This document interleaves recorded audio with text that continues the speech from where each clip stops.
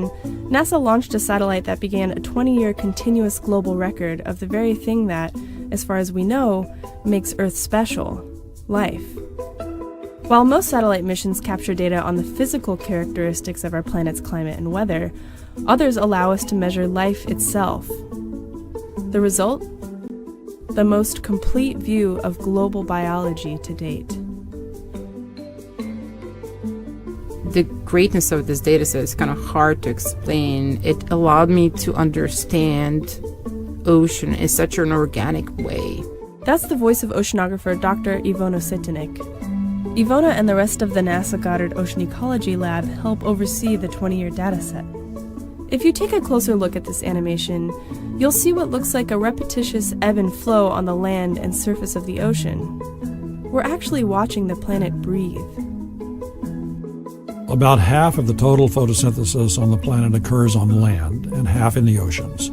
That's Dr. Compton Tucker, who pioneered satellite monitoring of vegetation on land.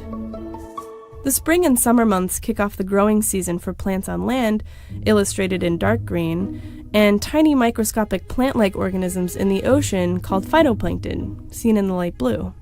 They take carbon dioxide out of the atmosphere and use it for energy, causing the total amount of carbon in the air to drastically drop. The opposite is true during colder months. During winter in the northern hemisphere, which is home to most of Earth's land plants, carbon in the atmosphere increases as plants go dormant. And then there are extreme zones in the ocean. Purple patches are nearly devoid of any phytoplankton. They're basically deserts at sea, while the red zones tell us that there's either a high concentration of phytoplankton hugging the coastline, or our satellite sensors are picking up on another input changing the color of the water.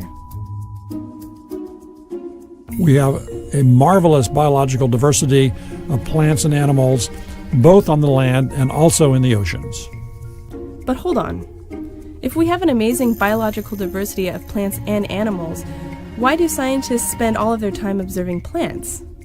You know how they say you are what you eat? In the same way, if we want to understand the ocean and life in the ocean, we have to start from the base.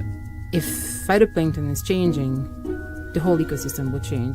The changes that Ivona is talking about are much easier to see when we can study a continuous global record. And that means not only being able to look into the past, but also into the future. It's this long-term data set allows us not only to see exactly what's happening, but to be able, so much better way to predict what's going to happen. A global perspective gives scientists the power to forecast events like harmful algal blooms, disease outbreaks, and even famine. Maybe one of the most useful applications of the data is its ability to show us where we've been. In 20 years, the planet has changed in noticeable ways, and this dataset gives us a visualization to prove it. Arctic greening coupled with retreating Arctic sea ice are probably one of the most well-known examples of this. If you look at the higher northern latitudes, you see in the white where there's snow, and that then moves further north and recedes. It's then followed by very, very green colors because plants are really photosynthesizing in those dark green periods. Scientists think that there are likely trillions of planets, yet Earth is still the only planet we know of with life. And with that in mind, our habitable homeworld seems ever more fragile and beautiful when considering the vastness of unlivable space. I have several friends and acquaintances who are astronauts. They all say the same thing. When they're in orbit, on the space shuttle or in the International Space Station and look down at the Earth, they see one climate, one planet.